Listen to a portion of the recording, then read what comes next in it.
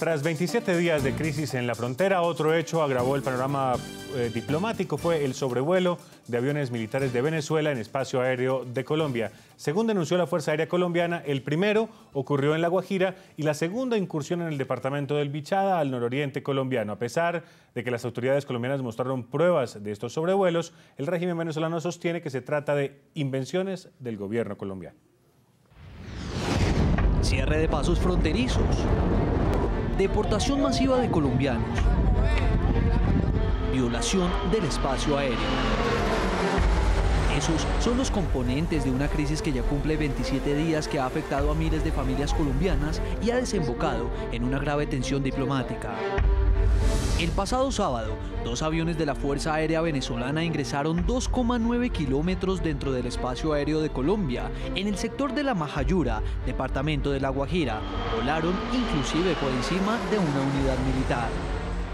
A las 15:59 horas, las aeronaves venezolanas regresan del área de Castilletes, ingresando 2,27 kilómetros en territorio colombiano. A las 16:13 horas y volando sobre una base del ejército ubicada en La Flor de La Guajira. Pese a que las alarmas se encendieron, generando incluso rechazo por parte del gobierno colombiano, al día siguiente, a las 10:09 de la noche, los radares detectaron el sobrevuelo de otra aeronave militar venezolana, pero esta vez en el departamento de Bichada, en la localidad La Venturosa y La Nueva Antioquia. 10 kilómetros fue el espacio aéreo que sobrevoló el aparato. A las 22:09 horas, una de las aeronaves militares venezolanas ingresó a espacio aéreo colombiano en el departamento del Bichada, en la zona conocida como La Venturosa y Nueva Antioquia. Informó a las 22:10 que la aeronave se vio obligada a ingresar debido a condiciones adversas de meteorología. Una nota de protesta al régimen de Nicolás Maduro fue la respuesta del gobierno colombiano. Allí pidió explicaciones sobre la ilegal incursión aérea de La Guajira, que fue verificada por los radares. Y aunque la respuesta hasta ahora no ha sido presentada de manera formal ante la prensa, la canciller venezolana aseguró que todo es, según ella, un invento del gobierno colombiano. Hay 2 formas de demostrar esto y nosotros tenemos las pruebas donde absolutamente está la certeza de que no hubo tal violación del espacio aéreo. Hemos hecho un llamado a la hermana República de Colombia para que abandone este camino de los falsos supuestos. Contrario a las palabras de la funcionaria venezolana, los mismos habitantes de La Guajira fueron quienes, sin conocer el tipo ni el modelo de los aviones, distinguieron claramente los colores que los identificaban. Los aviones eran verdes, no eran como los aviones de aquí de Colombia. A pesar de la contundencia del informe de la Fuerza Aérea Colombiana, el ministro de Defensa bolivariano negó la incursión. Aseguró que él personalmente verificó en la zona y que no hay evidencia alguna sobre la denuncia del gobierno colombiano. No hay ninguna violación del espacio aéreo colombiano. Por ahora, la Fuerza Aérea Colombiana confirmó que solo 4 aviones tipo Cafir están en operaciones en el territorio colombiano. Las otras 20 están siendo sometidas a pruebas técnicas que garanticen la seguridad aérea y de los pilotos. Tenemos listos ahorita 4 aviones Cafir.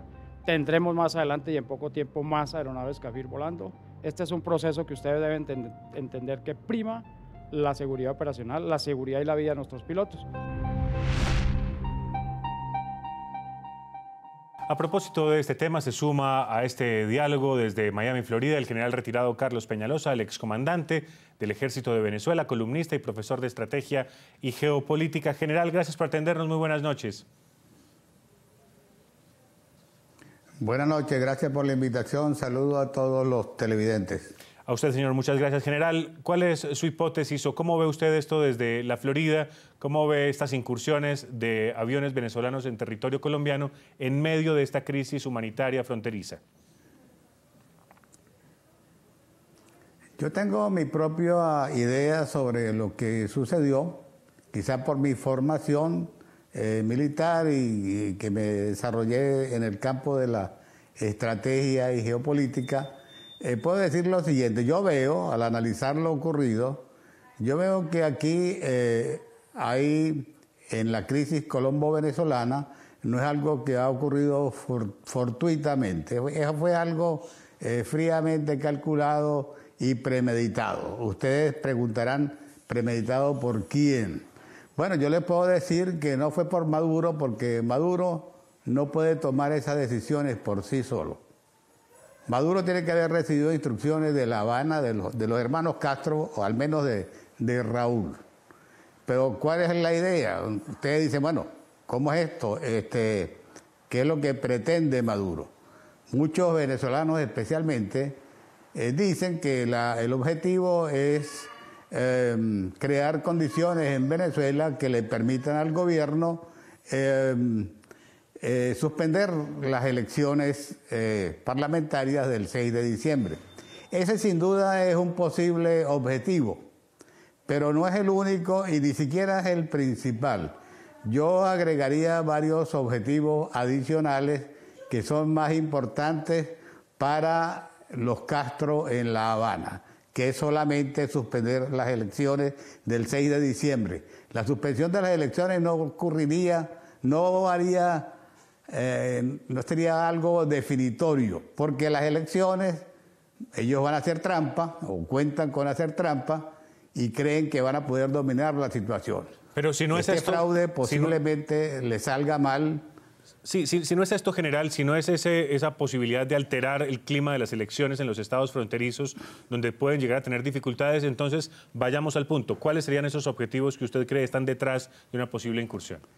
Exacto, hay objetivos más importantes. Este es uno, pero vamos a llamarlo un objetivo secundario. Para mí, el objetivo más importante para ellos, para La Habana y para el foro de Sao Paulo, donde está Lula y los Castro, son los directivos, los directores del foro de Sao Paulo. Lo que buscan, por un lado, es debilitar el gobierno de Santos, que había estado tomando últimamente algunas decisiones que les parecían antipáticas en relación con la FARC, y había que volverlo a colocar en su lugar. Una forma de hacerlo era cortando el vital comercio colombo-venezolano, un comercio que es del orden de alrededor de los 6.000 millones de dólares anuales. Eso haría entrar en razón al presidente Santos y quizás le llevaría a cambiar su política en relación a la FARC. El Foro de Sao Paulo quiere que la FARC se integren al sistema político colombiano y que eventualmente lleguen a las elecciones por medio del voto, lleguen al poder por medio del voto, tal como ocurrió en Venezuela con Hugo Chávez. Pero hay otro objetivo. Si le entiendo bien, y le pido que en esto seamos muy sintéticos, ¿usted cree que es una carambola, un juego a tres bandas, digamos, coordinado para debilitar al gobierno Santos frente a las FARC? ¿Es lo que le entiendo? Frente a la FARC para que acepte las condiciones de la FARC, que últimamente, como Santos se ha ido haciendo un poco impopular en Colombia, y al igual que Maduro en Venezuela. Entonces, ahí viene el otro objetivo. El otro objetivo es cómo subirle la popularidad a estos dos mandatarios. Vamos a crear un falso enfrentamiento, una falsa crisis. De esa manera, ambos mandatarios subirán en su aceptación popular, lo cual, de hecho, ya está ocurriendo. General Peñalosa, quiero compartir... De manera que este es un juego realmente maquiavélico, pero un juego también muy ingenioso y unas estrategias a las cuales los tienen acostumbrados los Castro. Me gustaría preguntarle a nuestros otros analistas, general Peñalosa, por sus hipótesis. ¿Está en lo cierto el general Peñalosa, profesor Patiño? Pues bueno, lo que pasa es que este es un terreno tan nebuloso que cabrían muchas interpretaciones. Lo cierto es que yo quiero insistir es que aquí hay un jugador importante que, insisto, es Rusia. Y Rusia reconstruyó un triángulo estratégico muy importante entre Venezuela, Cuba y Nicaragua. Y en este contexto, digamos, el general tiene razón, y estos no son asuntos que solamente pasen o sean fortuitos. Por eso decía ahora que no es un tema que se acaba únicamente en Colombia y Venezuela. Los otros países no son espectadores, sino que también son protagonistas. Aquí hay, digamos, un panorama de fondo. De hecho, no es gratuito que luego haya aparecido una crisis fronteriza con Ecuador, no es gratuito que Ecuador aparezca como un mediador. Que Nicaragua ataque nuevamente a Colombia. Que Nicaragua obviamente reinicie. Es decir, estamos en un esquema muy interesante en términos estratégicos, y Colombia ha tenido tenido además una posición estratégica muy compleja desde la guerra de los 1000 días a hoy, durante todo el siglo XX, en relación con Ecuador, con Venezuela, con Nicaragua y con Cuba. Esto es muy interesante cuando se revisa, digamos, la perspectiva estratégica, y es que siempre ha habido una serie de relaciones cruzadas con estos 4 países. Y usted, general Acosta, ¿cómo ve la hipótesis que nos plantea el general Peñalosa, colega suyo desde la Florida? Sí, definitivamente, como lo ha dicho todo el contexto nacional e internacional, el objetivo principal, creo yo, por parte del presidente Maduro, es distraer la atención del pueblo venezolano con la situación que está viviendo hoy en día.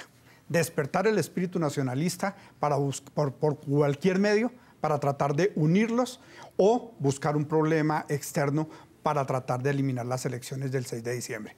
Él tiene que asegurar la permanencia en el poder. Si él llega al 6 de diciembre con la tranquilidad que venía hasta hace 15 días el pueblo venezolano, pues seguro que va a perder las elecciones y va a ser relevado del cargo. La alineación, el triángulo que se está formando aquí en este sector, todos lo conocemos. Yo le sumaría el triángulo hacia el sur, porque es que aquí también entra Ecuador y aquí también entra Bolivia. ¿Y en qué momento comenzamos nosotros a sentir ese cinturón por lado y lado? Por un lado, al norte, se está armando Nicaragua. Ya está comprando aviones MiG-29. Estamos hablando de aviones de superioridad aérea. Mire lo que nos están haciendo aquí al sur por el lado del Ecuador. Ya las tasas las tasas de impuestos que le han colocado a nuestros productos son altísimos. Y ya en la parte, me extraña la posición del ministro de Defensa venezolano. Hay que ver el pronunciamiento del presidente Chávez hace unos años cuando un avión de lucha contra el narcotráfico americano ingresó a territorio venezolano sin permiso y armó un escándalo grandísimo. Y las pruebas eran las mismas pruebas que hoy tiene Colombia. Muy bien. Es las marcaciones de unos radares. Y en esa época valían, pero hoy no valen. General Acosta, profesor Patiño, general Peñalosa, quisiera que vieran conmigo estas gráficas que hemos preparado, el comparativo de la capacidad aérea militar de Colombia y Venezuela. Podemos ver lo siguiente. Venezuela cuenta con las siguientes aeronaves de combate: 24 aviones Sukhoi de fabricación rusa, 24 aviones K-8 de fabricación china, 12 aviones tipo Tucano de fabricación brasilera y 12 aviones F-16. Colombia, por su parte, tiene lo siguiente: 24 aviones Kafir, que son israelitas, ¿no? 10 aviones bombarderos A-37, 24 aviones Super Tucano y 14 Tucano. General Peñalosa, usted que seguro conoce muy bien la capacidad militar de su país, ¿en qué estado de mantenimiento y de uso están esos aviones venezolanos? Se supone que eso es un secreto militar, pero es un secreto a voces también que las Fuerzas Armadas venezolanas en los últimos años han estado siendo utilizadas en misiones que no tienen nada que ver con su razón de ser, que es la defensa del país. Los militares venezolanos, en su gran mayoría, los soldados, están vendiendo pollos en mercados libres, y los mejores oficiales de las Fuerzas Armadas han sido sacados de fila y enviados a manejar las empresas del Estado, que están todas quebradas. Dicho esto, prácticamente queda en evidencia que es imposible que la capacidad logística y la capacidad combativa, es lamentable decirlo, de Venezuela no esté en su nivel más adecuado. Sí.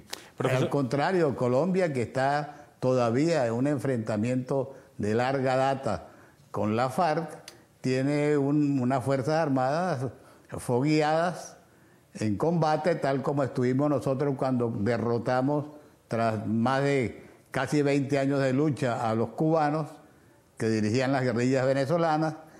Y en esa época teníamos una Fuerza Armada realmente que era un orgullo para el país. Lamentablemente, ese no es el caso actualmente.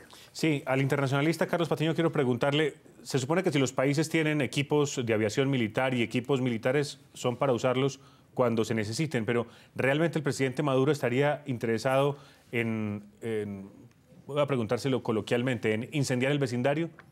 Bueno, esa es una pregunta clave y muchos suponemos que no, y suponemos que racional y sensatamente no, pero creo que el presidente Maduro en su discurso ha demostrado que es poco sensato, pero el problema es que estamos en un punto de tensión, que cualquier acción, digamos, fortuita, casual, puede generar una escaramuza de inmediato. Un disparo, un enfrentamiento elemental puede conducir, digamos, a una situación inmanejable y desbordarse de cualquier momento. El problema de militarizar las fronteras, tal y como se ha sucedido, lleva a eso. De hecho, hay que decir que el presidente Santos ha hecho una actuación valiente hoy, yendo hasta la situación, hasta el punto de frontera y dándole la mano a los militares venezolanos. No sabe qué pasa en un episodio como ese. Exactamente, y es una situación, digamos, muy importante que seguro va a tener una respuesta inimaginable por parte de Maduro. General Acosta, hay quienes dicen que en Venezuela hay serias dificultades para que esa aviación que veíamos, la correlación de los aviones entre ambos países, que tienen dificultades para abastecer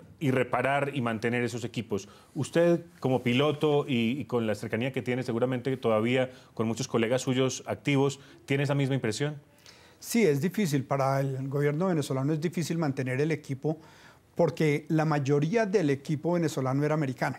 Al romperse las relaciones comerciales prácticamente como están desde el 2008 desde el 2004 con Venezuela y la parte americana, se suspendió, se prohibió el suministro de cualquier parte para todos los equipos de fabricación americana o donde alguna empresa americana participe. Entonces, allí murieron los OV-10. Allí se acabó, ya vemos que no aparecen los F-5, acabaron. ¿Piezas de museo? Sí, quedó sin repuestos. Los F-16 están en tierra todos. Se canibalizaron para tratar de mantener 1, 2, 3 y se fueron canibalizando hasta que se acabó el equipo de F-16. Lo que nos aparecen los números de hoy es solamente números de inventario, no más. Con la parte de Sukhoi, ¿qué sucede? El problema económico de Venezuela lo llevó al no pago de la deuda hace unos años. Ese no pago de la deuda también le restringió el suministro de partes de entrenamiento para todas las fuerzas militares, lo cual tiene al equipo Sukhoi hoy por el orden del 70% totalmente en tierra. Entonces, ese es un problema bastante grande. Y si a eso le sumamos la falta de entrenamiento, la falta de experiencia de las fuerzas de superficie, a diferencia de la gente nuestra, que está todos los días en combate, entonces es un potencial completamente diferente. Insisto, nosotros simplemente lo tenemos como un sistema disuasivo. Es el sistema que nosotros decimos, no nos busque, porque tenemos con qué defendernos.